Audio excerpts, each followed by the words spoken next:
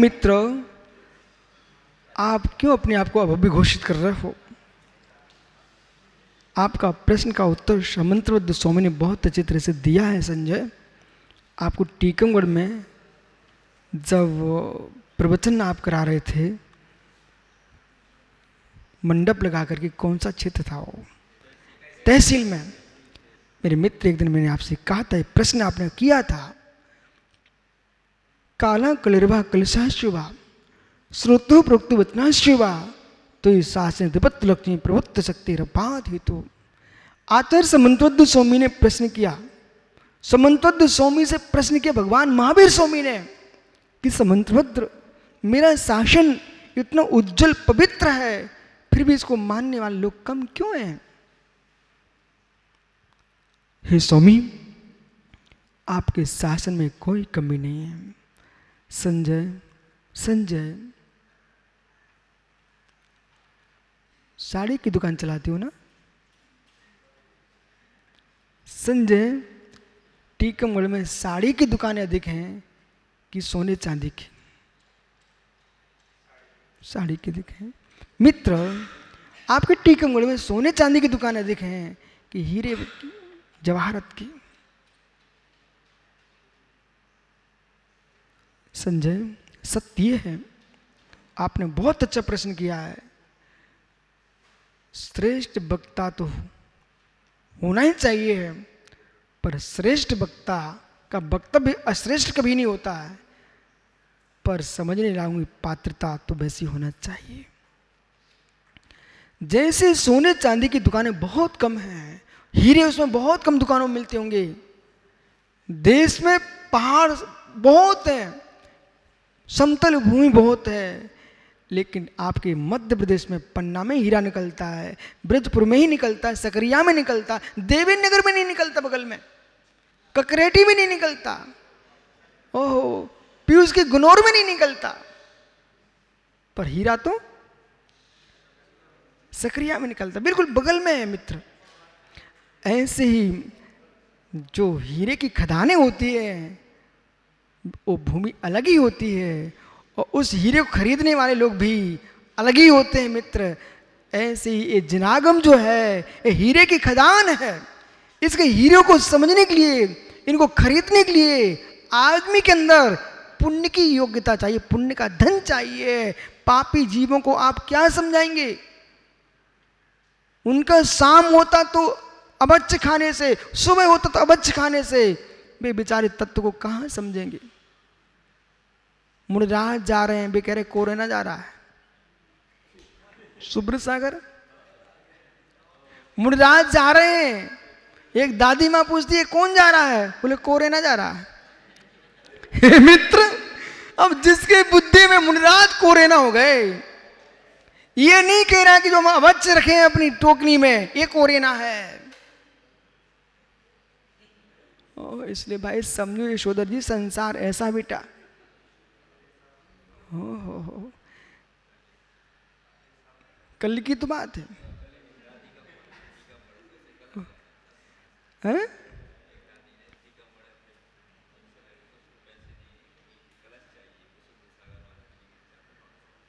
ओह, सोचो भैया, अनिल, टीकमगढ़ से 90 साल की दादी, वो अंशुल है ना तुम्हारा चैनल वाला, उसकी एक 90 साल की बुढ़िया माँ टीकमगढ़, मालूम क्या बोल रही है? भैया हम तो नहीं जा पा रहे होते, टीकमगढ़ी भाषा बोल रहे हैं, हम नहीं जा पा रहे होते बेसाली, लेकिन हमें चातुर्मासों कलश चाहने हैं। ओहो, परिणामों की विशुद्धि तो देखो जीव की। बोले टीकमगढ़ में बैठ करके दादी 90 साल की कह रही हमको कलश चाहिए हमें। एक वो दादी है जो मुनिराज को देख करके उसने आंखें बंद कर ली। मित्र क्या टेंशन है। एक वो मां बोले इधर देख, जिसने महावीर को जन्म दिया, त्रिशला ने, वो एक त्रिशला की, वो बहन त्रिशला की, महावीर की मौसी जो आंखें फोड़ रही है, बोले देखना लू महावीर को। हो इसलिए मित्र, इसमें बहने बहने मत देखो, भाई भाई मत देखो, प्रत्येक जीव की स्वयं की योग्यता देखो, न शिष्य शिष्य देखो, न गुरु गुरु देखो, एक प्रत्येक जीव की स्वतंत्र की योग्यता देखो। अब आपका समय हो गया। क्या गजब का श्लोक है, क्या गजब की गाथा आई हुई है। जय ते पे दुखम जानियू एमेव सौ जीवाणम। जैसे मित्र तुम्हें दुख प्रिय नहीं है, वैसे सब जीवों को दुख प्रिय नहीं है। जैसा आप अपने लिए चाहते हो ना, आप दूसरे कैसे नहीं सोचते वैसा वैसा सोचो ना। हर व्यक्ति को पीयूष भोजन नहीं करना चाहिए, भोजन नहीं करना चाहिए, पीयूष भोजन नहीं करना चाहिए। नहीं बोले महाराज जिएंगे, अरे पूरी बात सुनो ना, अधूरी बात सुनने वालों ने तो सत्यानाश किया है। पीयूष भोजन नहीं करना चाहिए। कब तक?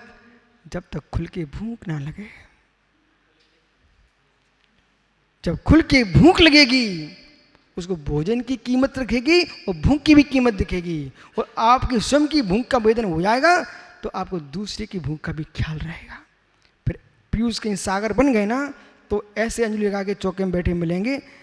और यदि भोले ने कहा स्वामी सागर घूम रहे हो पड़गाऊं, बैठ जाओ, ऐसा नहीं बोलेंगे। पीयूष सागर ये कहेंगे जल्दी जाओ पड़गा के लाओ। दोनों दृश्य मैंने अनिल देखे। ऐसे महात्मा भी देखे जो कह रहे हैं नहीं तुम उनको ला तो मैं उठ के जाता हूं। उनको हो इनके पिताजी का क्या जा रहा है। वास्तव में ये मुनि तो बन गए लेकिन आहार दे के नहीं बने, साधु भक्त नहीं है, मात्र कोरा नंगा बन गया है। साधु भक्त मुनि बनेगा ना, वे कभी नहीं कहेगा कि उन संगों को मत पढ़ाना, उन साधु को मत पढ़ाना। एक ऐसे मुनिराज देखे गोमटेश में 2006 में अमित सागर को जानते क्या आप लोग? अमित सागर महाराज जी हैं आचार्य धर्म सागर के शिष्य पंडित जी। अमित सागर ने 2006 की गोमटेश के अभिषेक में एक अपना नया रूप दिखाया। जब तक कार्यक्रम चलता रहा तो यात्री इसलिए भी पहुंचते ना चौके लेकर के, बहुत सुविधा मिल जाती चौके वालों को, तो सब बहुत चौके लगे हुए थे। और जिस दिन चौक अंतिम दिन था किसी को पता ही नहीं चला, फिर चौके वाले सब खिसक गए। वो बाकी के गोमटे से बारे आपको ज़्यादा जानकारी है। जब सब चले गए अमित सागर जी एक मैदान में खड़े हुए थे स्वयं, और हर चौके वालों को समझा रहे थे जब भी साधु निकले भाई प्रखान करो। उनका बहुत बड़ा चौका था, वो अपने चौके में सब साधुओं को भेज रहे थे। बोले कोई साधु बिना हार के न रह जाए। मैं इतना खुश हुआ उनको देख करके, ये सच्चा दिगंबर मुनि भक्त साधु है जो मालूम मुनियों की सेवा में लगा हुआ है।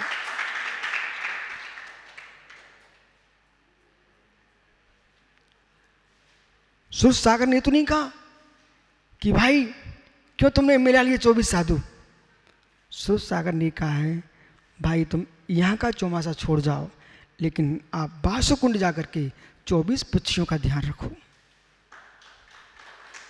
ऐसे मुनियों के अंदर मुनि भक्ति हो जाएगी मित्र, पूरे देश में समाज में अखंडता छा जाएगी। जाओ कल फिर आओगे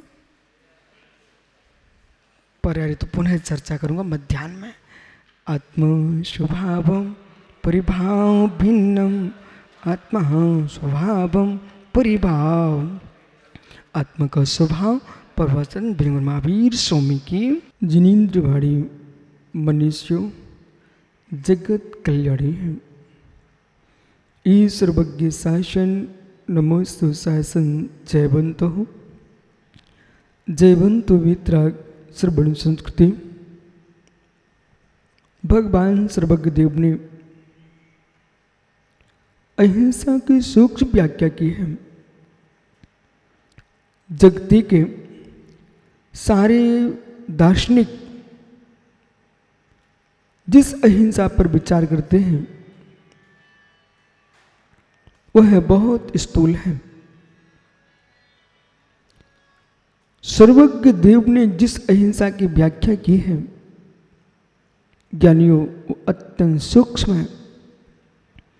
अहिंसा परम रसायन है, अहिंसा परम ब्रह्म है। रसायन के माध्यम से जैसे पौद्गलिक रसायन के माध्यम से शारीरिक रोग का उपशमन होता है, ऐसे अहिंसा रसायन के नियोग से आत्मा के अंदर के रोगों का उपशमन होता है। जीव करुणा, जीव दया तभी पल सकती है जब आपको मित्र, जगत के प्राणियों के प्रति मित्री भाव होगा। परस्पर में जो मनुष्य हैं उनमें भी जो आपके कुल के हैं, वंश के हैं, परिचित हैं, उनसे मैत्री भाव स्थापित करना। मित्र एक राग दशा है, ये राग दशा है, इसका नाम मैत्री नहीं है। मैत्री का तात्पर्य है प्राणी मात्र के प्रति करुणा। परेशान दुखानुपत्ति मैत्री, किसी भी प्रकार के जीव को दुख की उत्पत्ति न हो, ऐसा परिणाम जिसका है उसका नाम मैत्री। ऐसी मैत्री दशा जिसके अंतस में होगी ज्ञानी, वह है नरक के नार की जीव की भी रक्षा का भाव रखता है, स्वर्ग के देवों की रक्षा का भाव रखता है। यद्यपि सूक्ष्म जीवों का विघात नहीं होता, लेकिन उसके अंतस में सूक्ष्म जीवों के प्रति भी करुणा भाव होगा। जो एकेंद्र जीव है उसके दो भेद बादर सूक्ष्म से, जो जीव है वो बादर बादर ही होते हैं, तरस जीव सूक्ष्म नहीं होते हैं। छोटे का नाम यहाँ सूक्ष्म ग्रहण नहीं करना। जिनके सूक्ष्म नाम कर्म का उदय है, ऐसा एकेंद्र जीव है, उसका विघात नहीं होता है, वज्र पटल से प्रवेश करके निकल सकता है। परंतु जो एकेंद्र नहीं है, बेलब्ध प्राप्त जीव, वे बादर हैं। मात्र सूक्ष्म भेद है, वो एकेंद्र जीव का भेद है, शेष जीवों का भेद सूक्ष्म नहीं है। इसलिए जो 9 मल स्थान है, 9 द्वार हैं, इनमें जो जीव हो रहे हैं वे मित्र सूक्ष्म नहीं है, वे बादर जीव हैं। उनकी हिंसा होती है, उनका विघात होता है। दूसरी दृष्टि, जब वो जीव के विषय कसाय सताते हैं तो राग की प्रचंडता में, इच्छाओं की पूर्ति करेगा, राग की प्रचंडता में, तीव्र कामाभिनिवेश होगा राग की प्रचंडता में। हे मित्र, तुम्हारे भावों की विशुद्धि का घात हुआ है, आप तो वैसे ही हिंसक हो। चेहरा दिखाने की योग्यता नहीं बचती आदमी को, चेहरा फीका हो जाता आदमी का।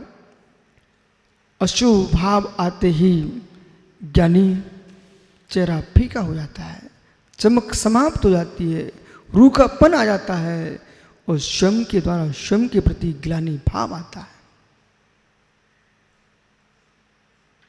तभी तक आपकी चमक है, तभी तक विज्ञान है, तभी तक ज्ञान है, जब तक अशुभ परिणामों ने तुमको नहीं सताया। हे मित्र, इतनी गहरी विवक्षाएं जिन आगम में हैं, अचित होने पर भी उसमें जीव है। अचित होने पर भी जीव कैसे हो सकते हैं? हे मित्र, कल एक प्रश्न किया ज्ञानी ने कि स्वामी, वीर अचित है और मां का योनि स्थान सचित है, मिश्र योनि बनती है, तो क्या उसमें जीव नहीं है? ज्ञानी, एक चैतन्य स्वयं होना और एक में चैतन्य का होना, पीयूष समझो ध्यान से। एक चैतन्य स्वयं होना और एक में चैतन्य का होना, दो प्रकार से सचित को समझना चाहिए आपको। एक सचित स्वयं में चैतन्य युक्त और एक सचित उसमें दूसरे जीवों का होना। जैसे कि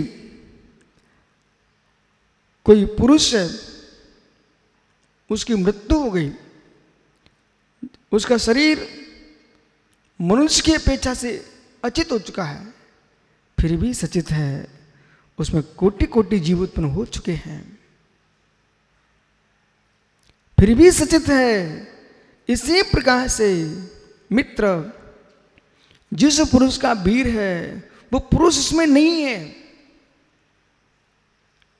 निकसा हुआ वस्तु है। मां का रज बाहर नहीं है, मां के अंदर ही है, इसलिए सचित है और पुरुष का वीर अचित है। लेकिन वीर के अंदर उसके आश्रित जीव हैं, वो जीव रहित नहीं है। इसलिए कोई पुरुष ये सोच बैठे कि ये तो अचित है। एक अज्ञानी ज्ञानी ने मेरे से तर्क किया ऐसा, बोले आप ऐसा मानते हो, अमुक ग्रंथ में तो लिखा है मेरे मित्र, सर्वहा सिद्धि में अचित लिखा है, लेकिन अचित का हेतु समझना चाहिए। अचित किस अपेक्षा से अचित, इस दृष्टि को समझना चाहिए। जैसे कि फल वृक्ष से आ चुका है, वो फल जो वृक्ष से आ चुका है वो पंडित जी अचित है। किस अपेक्षा से, जो जिस आम का फल था, आम का फल जो है उस वृक्ष से जब पतित हो चुका है तो तज्जन जो एक इंद्रिय जो जीव था वो उसके अंदर नहीं है, वो मूल शरीर में है, इसलिए अचित है पका हुआ फल, लेकिन फिर भी सचित है। बोले क्यों, उसके अंदर गुठली है, योनिभूत है, इसलिए सचित है। आपको छिन्न भिन्न करना ही पड़ेगा, उसको गर्म पानी में आपको धोना ही पड़ेगा। इसलिए बहुत सारे ऐसे व्याख्यान हैं कि मित्र, सिद्धांतों को समझ करके ही निर्णय करना पड़ेगा कि अप्रासुक अप्रासुक के विषय में आप जान नहीं सकते हो, आप देख नहीं सकते हो। ऐसा भगवान सर्वज्ञ देव का उपदेश है, इसके लिए आपको स्वीकार करना पड़ेगा। 10 प्रकार के सत्य भाषण होता है और 10 प्रकार के सत्य में आपको आज्ञा सत्य स्वीकार करना चाहिए।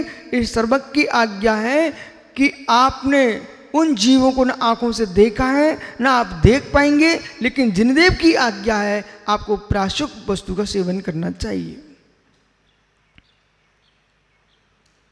अहिंसा की दृष्टि तो ओहो हो,